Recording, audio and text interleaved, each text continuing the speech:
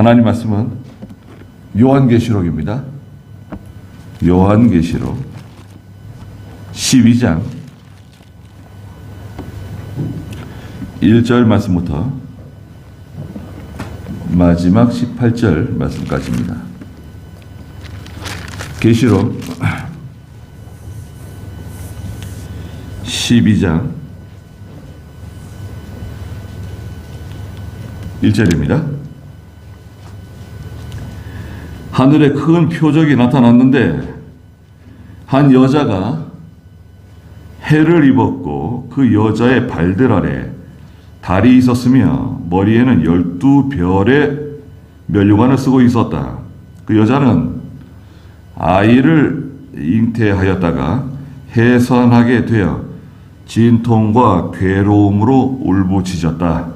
하늘에 또 다른 표적이 나타났다. 보아라, 7머리와 10뿔을 가진 한 거대한 붉은 용이 있었는데 그 머리에는 7 왕관을 쓰고 있었으며 그 꼬리가 하늘의 별들 3분의 1을 끌어다가 땅으로 던졌다.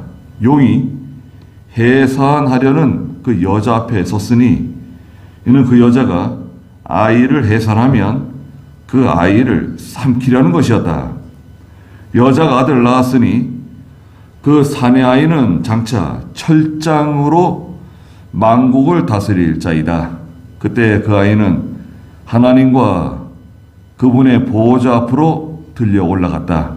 여자가 광야로 도망하였는데 하나님께서 예비해 두신 장소가 있으니 이는 그곳에서 그 여자를 1260일 동안 양육하려는 것이었다. 그때 하늘에서 전쟁이 일어나 미가엘과 그의 천사들이 용과 맞서 싸우고 용과 그의 사자들도 싸웠으나 그 용이 이기지 못하고 하늘에서 더 이상 있을 곳을 찾지 못하였다. 큰 용, 그 큰 용, 옛 뱀, 곧 마귀라고도 하고 사탄이라고도 하며 온 세상을 미혹하게 하는 자가 쫓겨났고 그의 사자들도 그와 함께 쫓겨났다. 또 내가 하늘에서 나는 큰 음성을 들었는데 말하기를 이는 구원과 능력과 우리 하나님 나라와 또 그분의 그리스도의 권세가 이루어졌으니 이는 우리 형제들을 참수하던 자 곧 우리 하나님 앞에서 밤낮으로 그들을 참수하던 자가 쫓겨났기 때문이다. 그들이 어린 양의 피와 자신들의 증언한 말씀으로 그를 이겼으며 죽기까지 자신들의 목숨을 아끼지 않았다. 그러므로 하늘과 그 안에 사는 자들아 기뻐하여라. 그러나 땅과 바다에는 화가 있을 것이니 이는 마귀가 자기의 때가 얼마 남지 않은 것을 알고 큰 분을 품고 너희에게 내려갔기 때문이다 라고 하였다.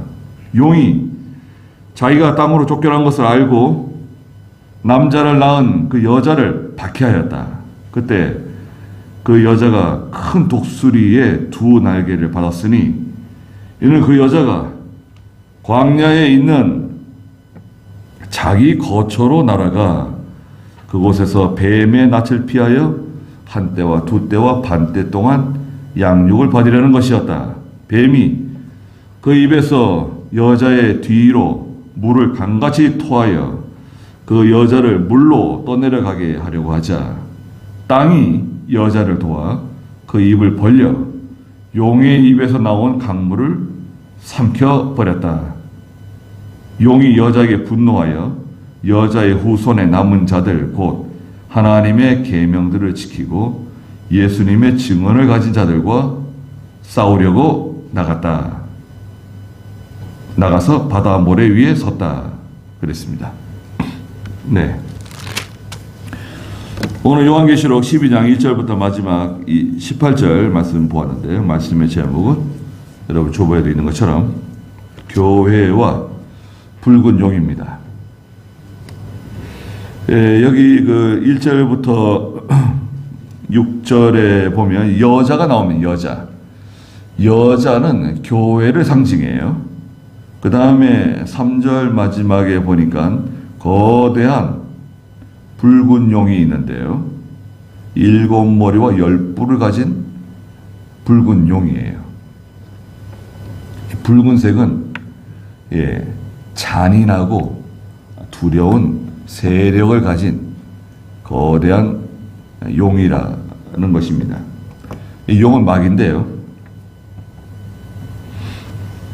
먼저 하나님의 교회와 마귀 역사가 있는데요. 1절에 보시면 하늘에 큰 표적이 나타났는데 나타난 표적은 이제 뒤이어서 나오는 내용들입니다. 어떤 표적이냐 하면 한 여자가 해를 입고 있어요. 그 여자의 발들 아래 달이 있고 머리에는 12별의 면류관을 쓰고 있습니다. 여자는 교회를 상징한다고 말씀드렸죠.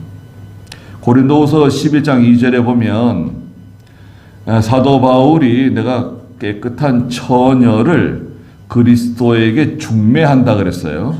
그 처녀. 고린도후서 11장 2절 한번 보십시오. 내가 하나님의 열심으로 너희를 위하여 열심을 내고 있으니 나는 너희를 정결한 처녀로 한 남편인 그리스도께 드리려고 정원시켰다. 나는 사도 바울인데요. 사도 바울이 정결한 처녀인 하나님의 교회 성도들을 예수 그리스도께 정원시키려고 난 중매쟁이다 그 얘기했어요. 마태복음 25장에 보면 유명한 10처녀 비유가 나오죠. 기름 준비를 잘한 처녀가 있고 기름 준비를 잘 못한 처녀들이 나오죠. 10처녀. 이 처녀는 말세 교회를 상징하는 거예요. 말세 성도. 이 여자가 옷을 입었는데 그 옷은 해예요. 해. 진리. 해는 진리를 상징해요. 밝은 진리. 교회는 진리를 입은 교회예요. 여러분. 교회는 예배당 건물이 아니에요.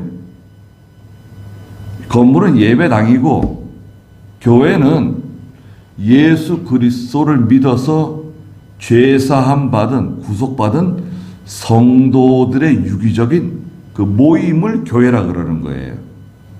교회 죄송하지만 교회의 에클레시아라고 하는 단어인데요. 세상 가운데 있는 하나님의 백성, 하나님의 교회예요. 그래서 이 교회는 무형적인 교회입니다. 보이지 않는 무형적인 교회를 상징해요. 이 교회는 뭘 입고 있다고요? 진리인 해를 입고 있어요. 해를 옷 입고 있어요. 빛이 쫙 나가는 거죠. 사방으로 빛이 쏟아져 나가는 거예요. 태양빛과 같은 빛이 어둠을 향해서 세상을 향해서 빛을 막 쏘아대는 거예요. 쫙 빛을 쏘면서 나가는 게 교회예요. 해를 입었고 그 여자의 발들 아래는 달이 있어요. 달은 이 자연 계시를 말해요. 자연 계시. 이 세상에 있는 세상 만물. 이 세상은 교회의 발 아래에 있다는 거예요. 이 세상에 있는 모든 것들은 교회 발 아래에 있어요. 여러분, 교회의 위치, 성도의 위치를 분명히 알고 있어야 돼요. 내가 어디에 있는 사람인가? 예수를 믿고 구원받은 성도의 위치, 교회의 위치. 에베소서 1장 22절에 보시면 교회는 그분의 몸이며 만물 안에서 만물을 충만하게 하시는 분의 충만이에요. 22절에 보면 만물을 그분의 발 아래 복종하게 하시고 발 아래 복종시키는 거예요. 그분을 만물 위에 교회의 머리로 주셨다. 예수님은 교회의 머리신데 교회는 만물 위에 있어요. 여러분, 세상 만물 위에 있는 거예요. 그 예수 믿는 성도가 세상의 지배를 받는 사람이 아니에요. 지배당하는 사람이 아니에요. 세상의 발바닥 밑에 앉아가지고 거기에 짓눌리고 밟히고 거기에 굴복하고 복종하고 그러면 안 되죠. 빛의 아들인데 하나님의 교회이고 하나님의 백성이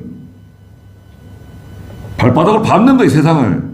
여러분, 이 세상과 이 세상에 있는 것들을 발로 밟는 사람이에요.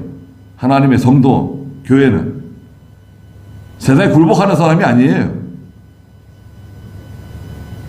그리고 그 여자의 머리에는 12별의 영광스러운 면류관을 쓰고 있어요.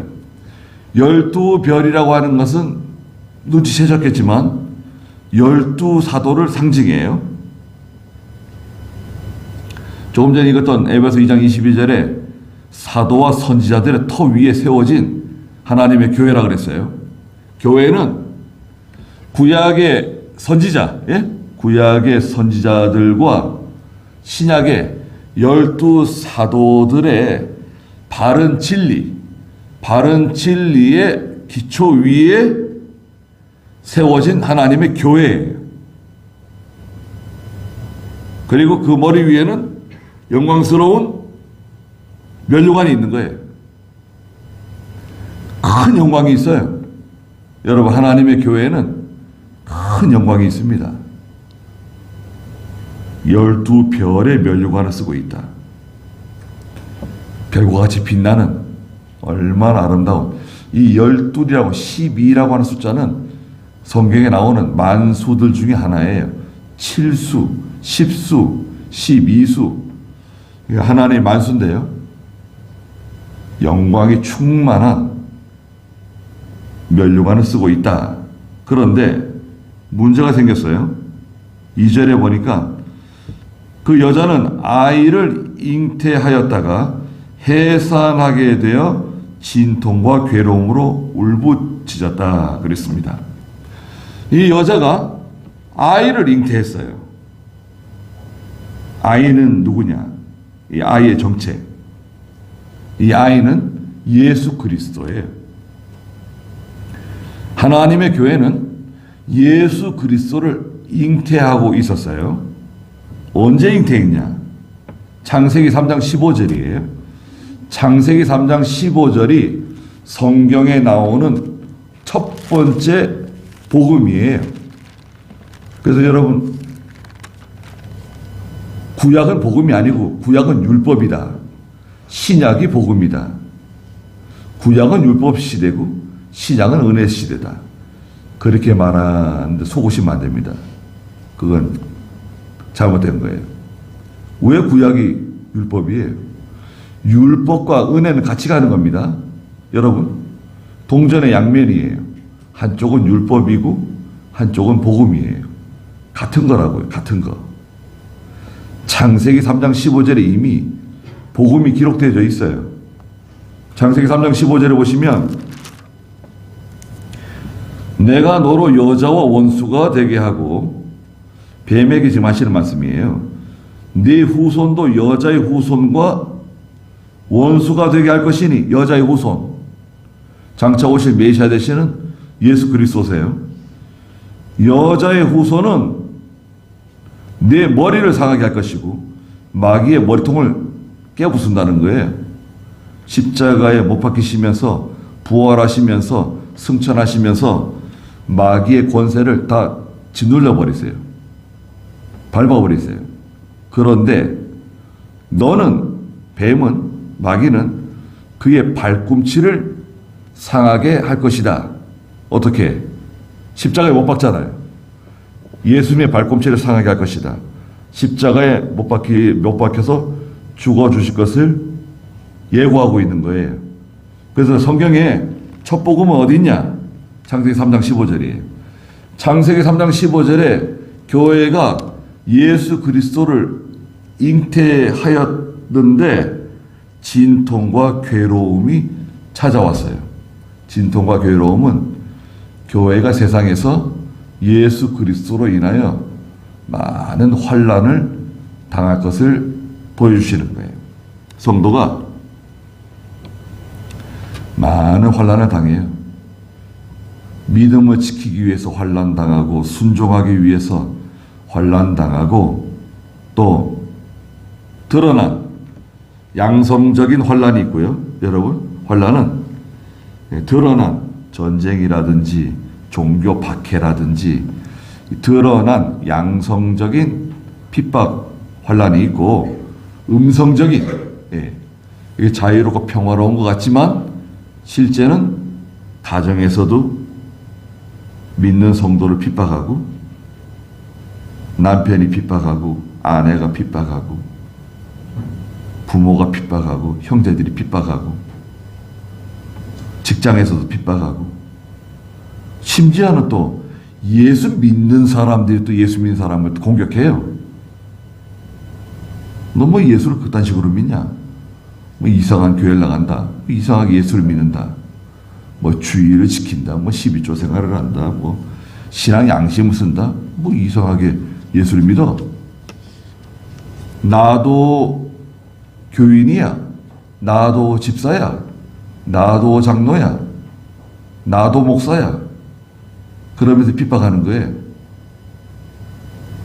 또 말세가 되면 적기독 세력이 등장하는데, 적기독 세력은 교회에서 나온 마귀 세력이에요. 적기독 세력. 그래서 믿는 사람이 믿는 사람을 박해하고, 믿는 사람이 믿는 사람을 죽는 데 내어준다는 거예요. 진통과 괴로움으로 울부짖었다. 3절에 하늘에 또 다른 표적이 나타났는데, 자, 이 표적이 지나가고 나서 또 다른 표적을 보여주셨는데요. 보아라, 7머리와 10뿔을 가진 거대한 붉은 용이 나타났어요. 자, 머리가 몇 개죠?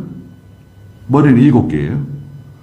머리, 주동자, 지도자. 그러니까 7머리니까요.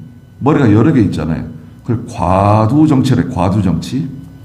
머리가 여러 개 있는 통치체계.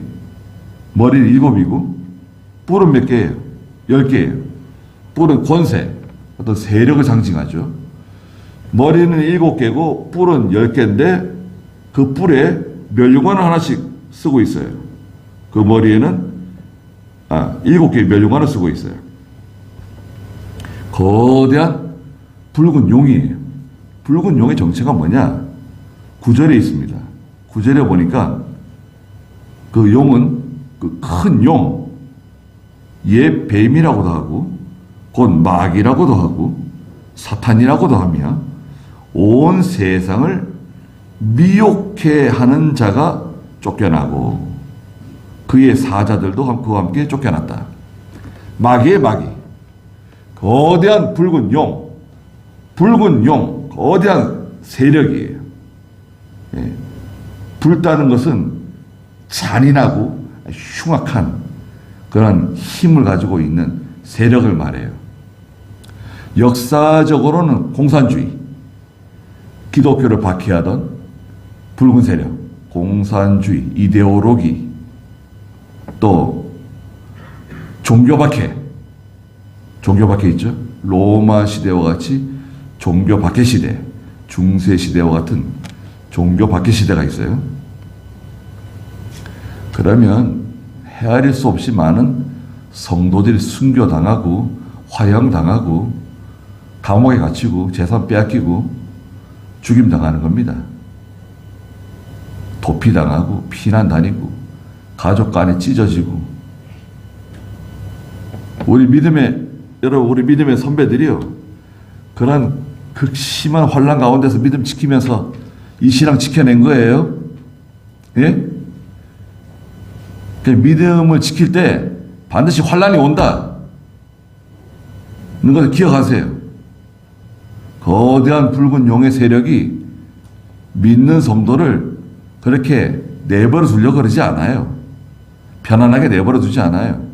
교회는 항상 깨어있고 긴장하고 언제든지 이 거대한 붉은 용이 시험을 가져올 수 있고 시련 가운데 우리를 빠뜨릴 수 있다. 이것을 기억하고 항상 깨어 있어야 돼요. 그런데 이 붉은 용에게 있는 꼬리가 있어요. 꼬리. 4절에 보니까 그 꼬리가 하늘의 별들 3분의 1을 끌어다가 땅으로 집어 던지는 거예요. 꼬리. 꼬리는 뭐냐? 꼬리는 이사야 9장 15절에 보면 거짓말을 가르치는 선지자예요.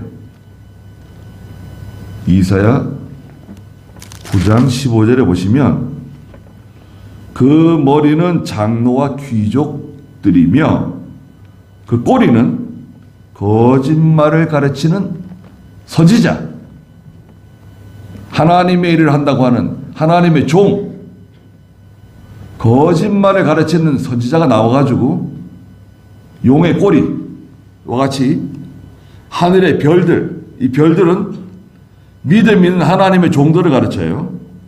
별과 같이 빛나는 믿음 지키는 하나님의 귀한 성도들, 하나님의 종들을 가운데 3분의 1을 싹 끌어다가 땅에다가 팍 집어 던지는 거예요.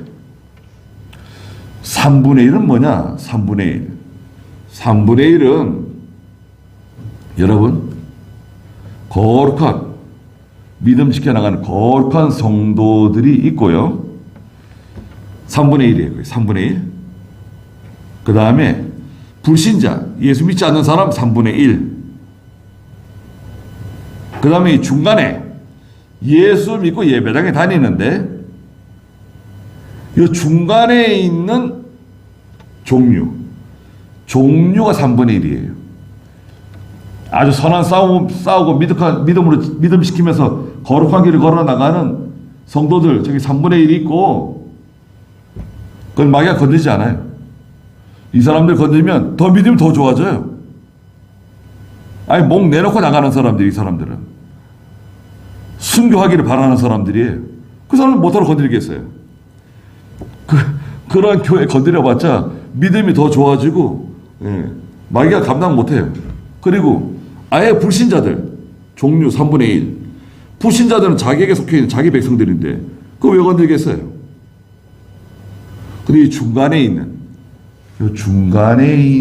3분의 1 갯벌과 진펄 같은 바다 모래와 같은 이 중간에 있는 성도들이 큰 핍박을 당하게 돼 있다. 끌어다 땅에 집어 던져요. 그리고 용이 해산하려는 여자 앞에 서서 그 여자가 아이를 해산하면 그 아이를 삼키려고 딱 준비하고 있어요. 아이는 누구라 그랬죠? 남자아이인데 장차 오실 예수 그리스도다. 여자는 하나님의 교회다. 교회가 예수 그리스도의 복음을 품고 있는데 그리스도가 탄생하면 죽이려고 기다리고 있는 거예요.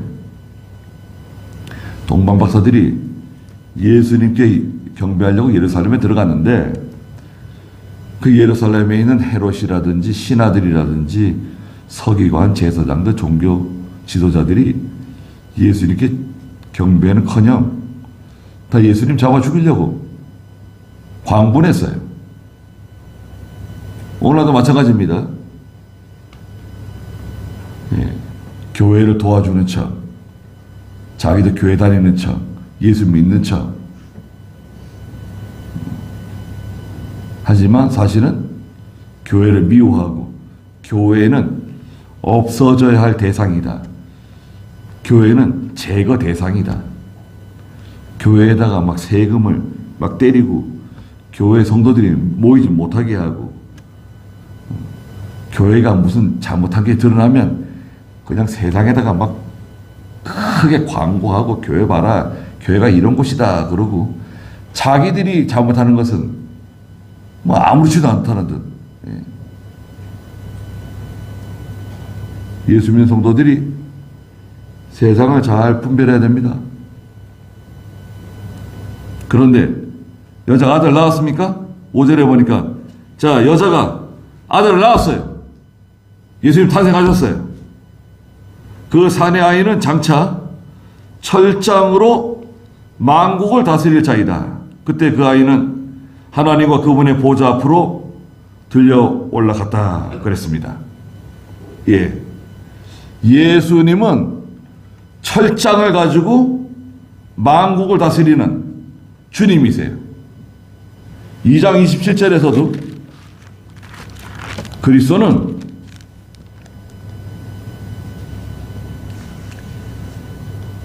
기름 부음 받으신 분인데 철장으로 왕권을 가지고 다스리시는 분이세요. 모든 걸 다 깨뜨리시는 거예요. 그때 그 아이는 하나님과 그분의 보좌 앞으로 들려 올라갔다. 마귀가 아무리 그냥 수단 방법을 동원해 가지고 그리스도를 박해하고 그리스도를 실패하게 만들고 교회를 핍박해도 예수 그리스도는 반드시 승리하고 구원을 완성하시고 승천하셔서 하나님의 나라에 들려 올라가신 거죠. 예수님 십자가에 못 박으면 이긴 줄 알았어요. 승리한 줄 알았어요. 예수님 십자가에 못 박혔잖아요. 돌아가셨잖아요. 무덤에 들어가셨잖아요. 야, 이제 우리가 이겼다. 우리가 승리했다. 얼마나 좋아하고 기뻐했습니까? 그런데 3일이 지나자 예수님께서 죽은 자 가운데서 살아나셨죠. 부활하셨습니다. 그 능력으로 살아나셨어요. 하나님과 그리스도 속에 있는 능력으로 살아나신 거예요. 예수님은 어떻게 부활하셨습니까? 물어보면 여러분 잘 들어주세요. 사람들이 교회 다니시죠? 예수님은 어떻게 부활하신 겁니까? 죽었다 살아났다는데 아세요? 교회 몇 년 다니셨어요? 어디 교회 다니세요? 그 교회 목사님 일이 뭐예요? 아니 부활 어떻게 도대체 부활한 겁니까? 그럼 여러분 뭐라 그러세요? 글쎄 나도 잘 모르겠는데 교회 오래 다녔다면서 왜 부활에 좀 알려 주세요. 부활은 어떻게 된 겁니까? 죽은 사람이 살아났다는데 그 사실입니까? 그거 사실인 것 같은데 그 희미해가지고 무슨 말을 하는 거냐 지금. 예수님이 죽은 사람 가운데 죽은 자가 살아난 건 틀림없는 사실이다. 그것은 어떻게 부활했냐? 잘 들어봐라. 하나님과 예수 그리스도 속에 있는 능력으로 부활하신 것이다. 그건 아무것도 아니다. 그거는. 그 예수님이 부활의 첫 열매가 되시고 예수를 믿는 성도들은 예수님을 따라가는 부활의 열매가 되어서 예수님의 뒤를 따라서 같이 부활하게 되는 거다. 그게 바로 구원의 도리다. 너도 예수 믿고 교회 다녀라. 이단들도 그러면 한 방에 떨어지는 거예요. 희미하게 알고 있으면 못 이겨요. 제일 위험한 게 희미한 지식이에요. 희미한 지식. 뭔가 하나 알더라도 선명하게 분명하게 알아야 되는데 희미하게 아는 거 있잖아요. 불완전한 지식. 불완전한 지식을 갖고 있게 되면 위험합니다. 분명하게 알고 있어야 돼요. 그리고 여자는 어떻게 됐습니까? 6절에 보니까 여자는 광야로 도망하였는데 하나님께서 예배해 두신 장소가 있으니 이는 그곳에서 그 여자를 1260일 동안 양육하려는 것이다. 부활이요 생명이신 예수님을 도저히 죽일 수 없는 마귀가 이제 남겨진 예수님의 그 교회 여자를 핍박하기 위해 공격하기 위해서 확 달려드는데요. 그때 여자는 어디로 달아나죠? 광야로 빨리 달아나야 돼요. 광야는 어디냐?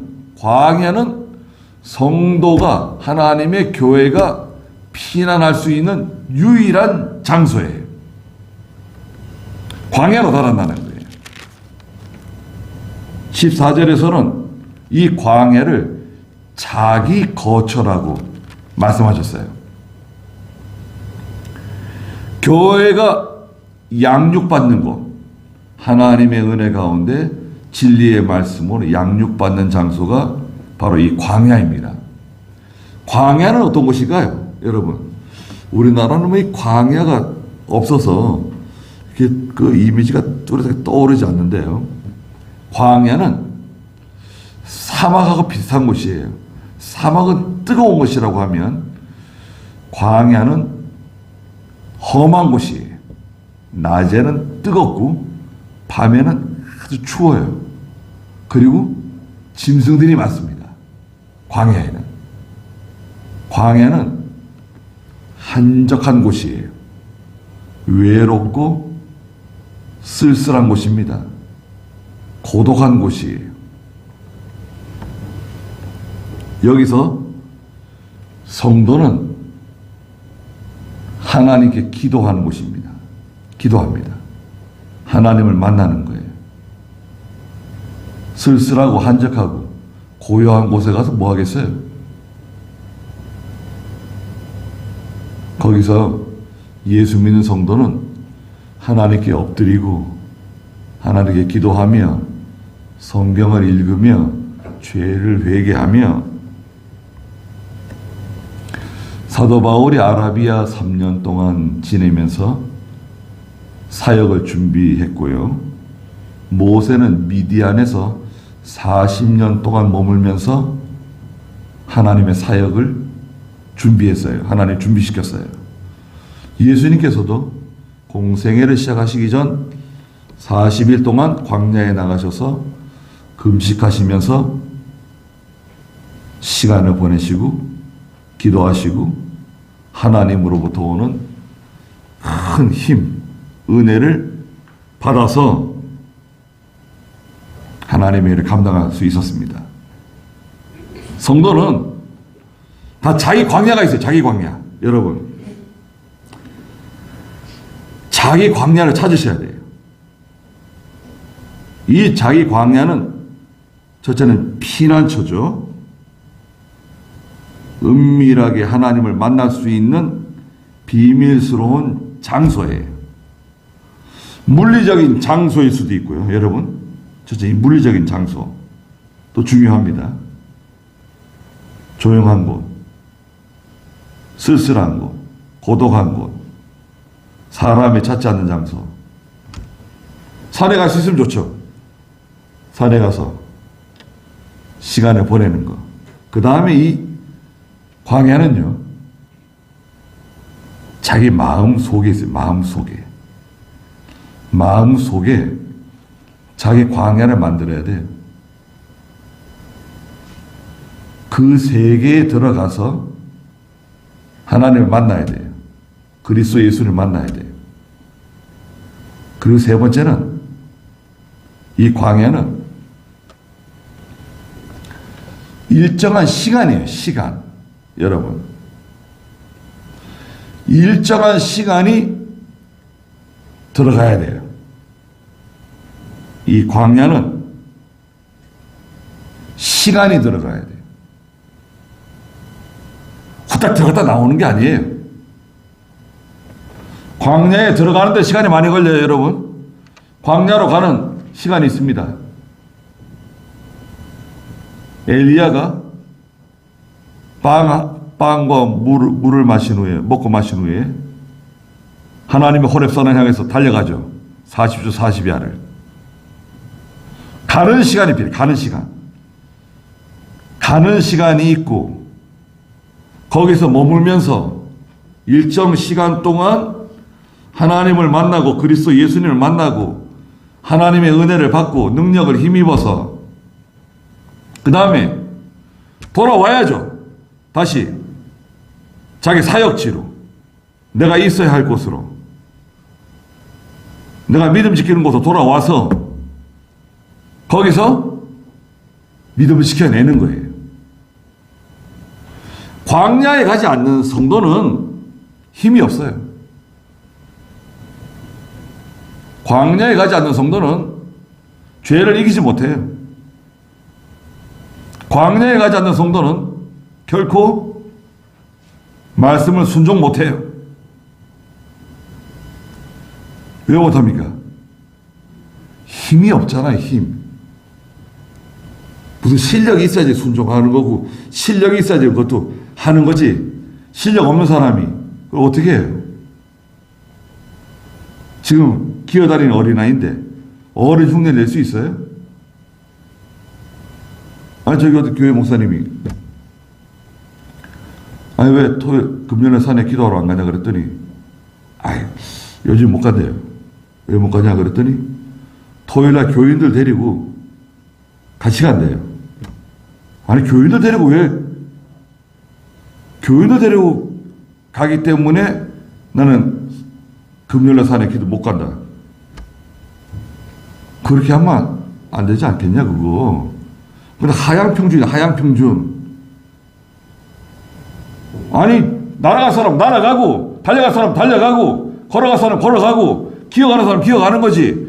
아니 왜 저기 날아가고 달려가는 사람이 저기 걸어가고 기어가는 사람한테 맞춰가지고 그러면 아니 하나님의 종이 하나님의 은혜를 받아가지고 성도들에게 꼴을 먹이고 양식을 먹이고 해야 되는데 인도해야 되는데 아니 교인들하고 맞춰가지고 교인들대로 기도하러 가라 그러고 자기는 자기대로 기도하러 가는 거지. 왜 그 교인들한테 맞추냐 그거를. 그 성도를 무시해서 그런 게 아니라 교역자는 교역자 길로 가야지 기도하러. 교인들은 교인대로 기도하러 가고. 그게 같아요? 아, 예수님도 제자들을 데리고 겟세마네 동산에 기도하러 가지 않았냐? 그럴 수도 있죠. 그럼 겟세마네 동산에 가서 제자들이 기도 잘했어요.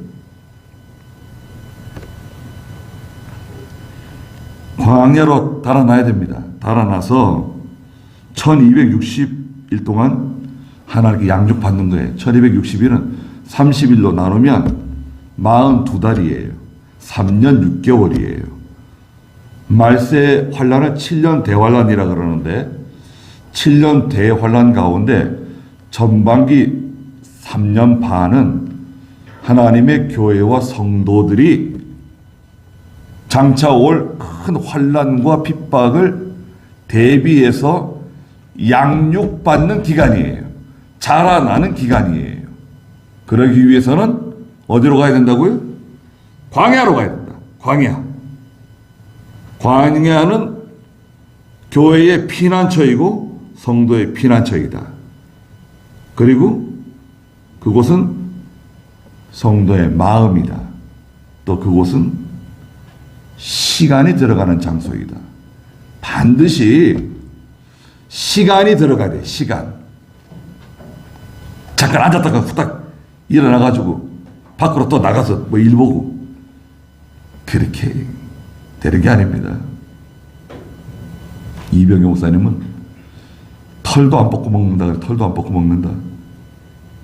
7절에 그때 하늘에서 전쟁이 일어난 미가엘과 그의 천사들이 용, 마귀의 세력과 맞서 싸우고 그 용의 그 부하들, 그의 사자들도 싸웠는데 용이 8절에 그 미가엘 천사 못 이겨 하늘에서 더 이상 있을 곳을 찾지 못하여 쫓겨나는데요. 그 용의 정체는 9절에 있는 것처럼 큰 용, 옛뱀, 옛뱀은 어디 옛뱀이에요? 창세기 에덴 동산의 그 옛뱀, 마귀라고도 하고 사탄이라고도 하며 귀신 다 포함된 거예요. 온 세상을 미혹하게 하는 자다.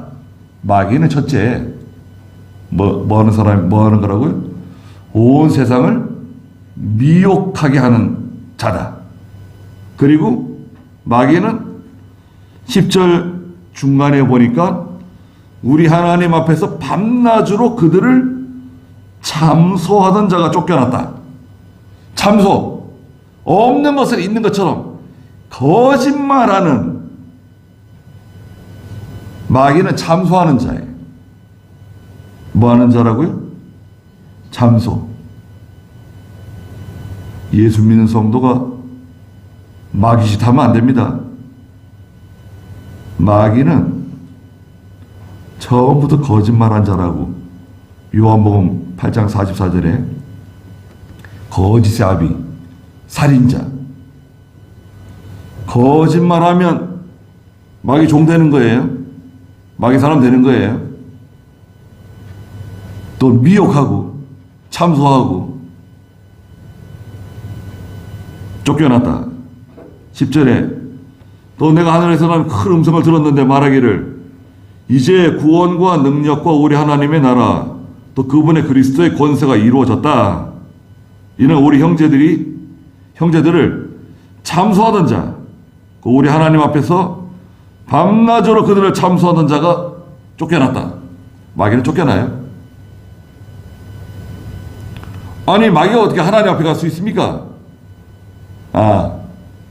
마귀는 하나님 앞에 갈 수 없죠. 근데 왜 성경에는 우리 하나님 앞에서 참소한다 그랬습니까? 마귀가 있는 곳은 어딜까요, 여러분?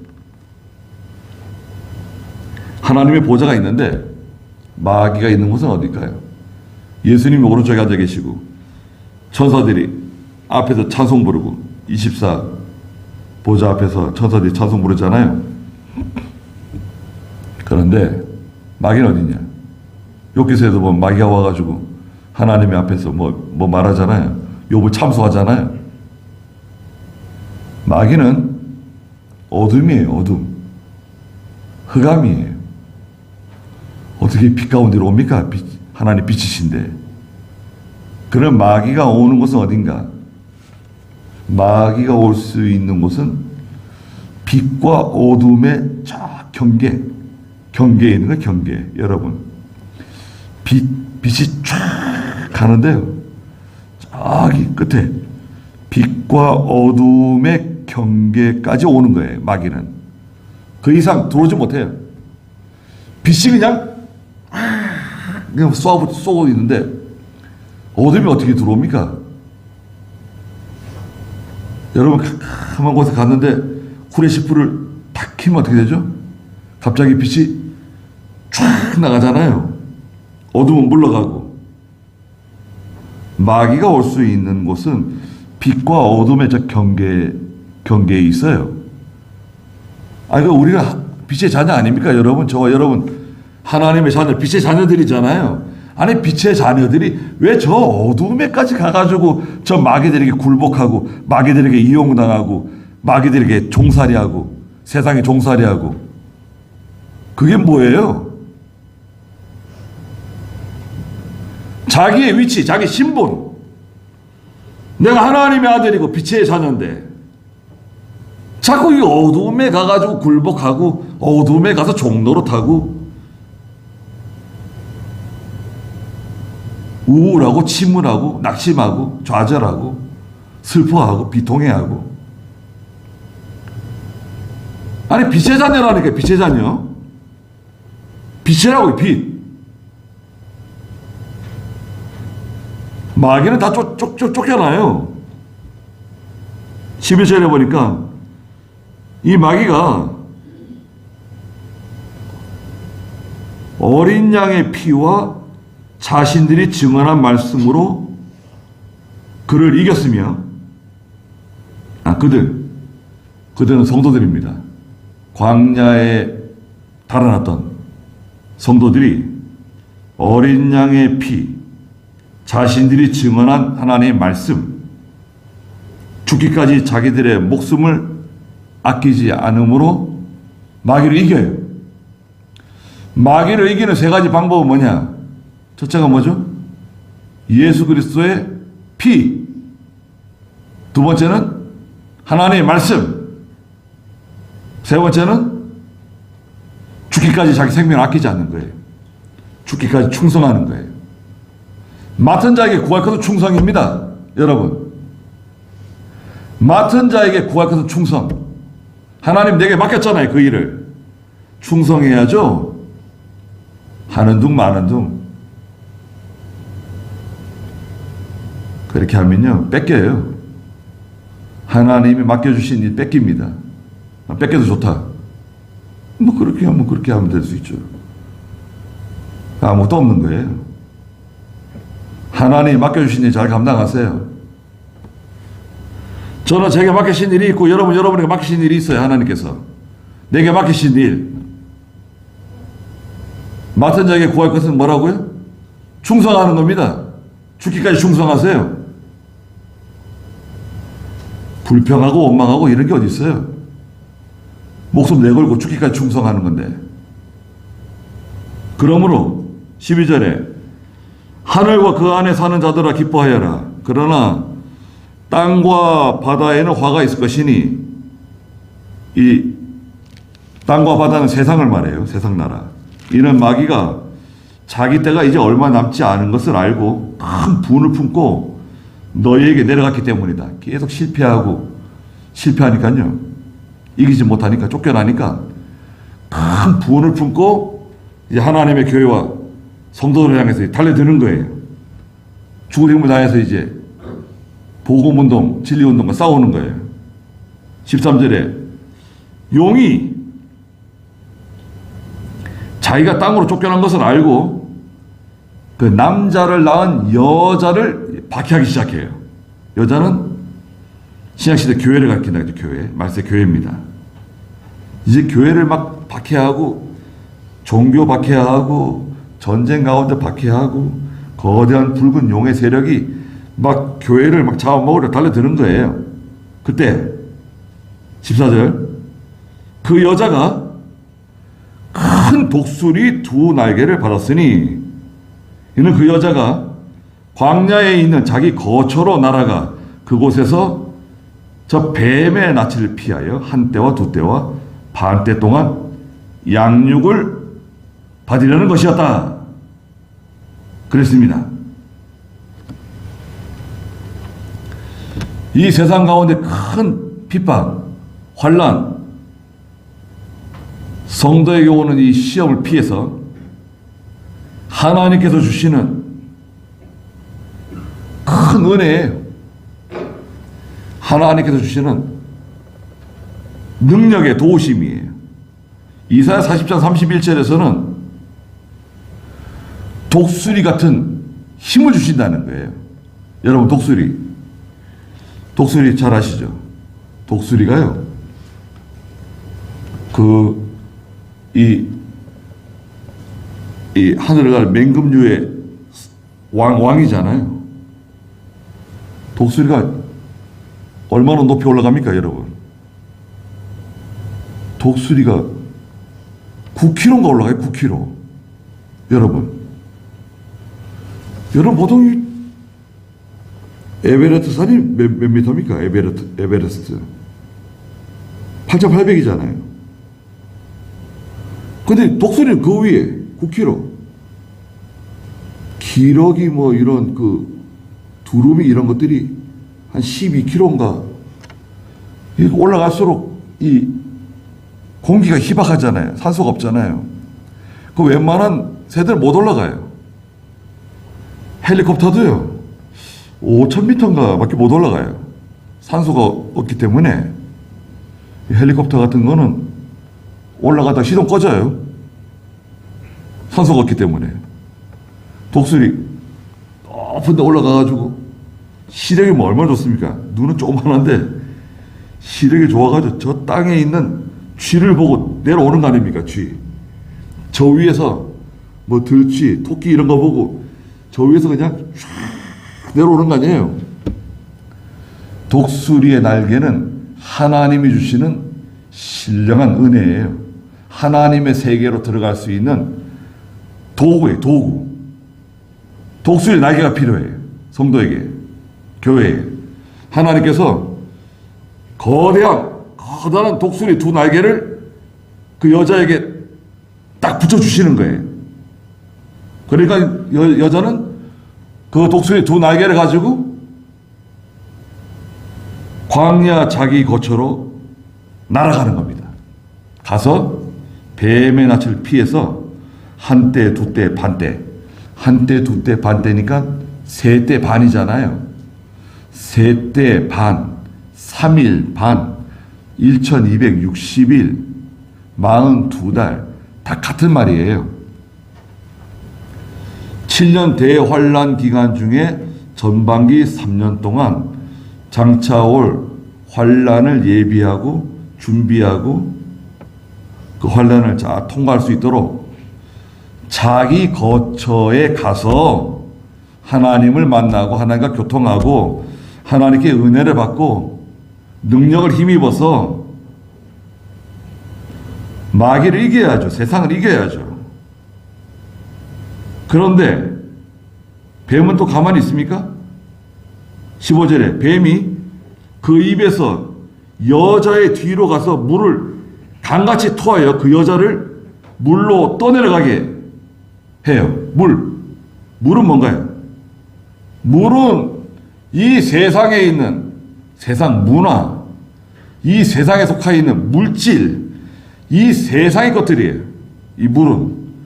이 물에 하나님의 교회와 성도들이 떠내려가게 하는 거예요. 세상 물질에 젖어가지고 떠내려가는 사람, 직장에 떠내려가는 사람, 남편에게 떠내려가는 사람, 아내에게 떠내려가는 사람, 세상에 친구들에게 떠내려가는 사람, 다 그 물에 그냥 휩쓸려가지고 막 둥둥 떠내려가요. 살아있는 성도들인데 마치 죽은 것처럼. 죽질 않았는데, 이 세상 물살이 너무 세니까요. 교회와 성도들이 막 떠내려가요. 살아있긴 살아있는데, 능력이 없잖아요. 죄를 못 이겨요. 어둠을 못 이겨. 세상을 못 이겨. 이길 생각도 없는 것 같아. 마치 죽은 것처럼 둥둥 떠내려가는 거예요. 이 세상 물결에 떠내려가요. 그럼 어떻게 되죠? 종살이 하는 거 종살이. 예수를 믿고 구원받은 성도지만 종살이 하는 겁니다. 그런데 16절 보니까 땅이 여자를 도와 그 입을 벌려 용의 입에서 나온 강물을 삼켜버렸어요. 땅이 입을 쫙 벌려가지고요. 그 용의 입에서 쏟아져 나오는 그 많은 물을 한꺼번에 다 삼켜버린 거예요. 그러니까 물이 없어지니까요. 떠내려가던 성도들이, 여자가 살아난 거예요. 그러면 땅이 입을 벌렸다고 하는 것은 뭐냐? 하나님께서 큰 권능으로 교회와 성도들에게 은혜를 베풀어 주시는 거예요. 물에 떠내려가지 않도록.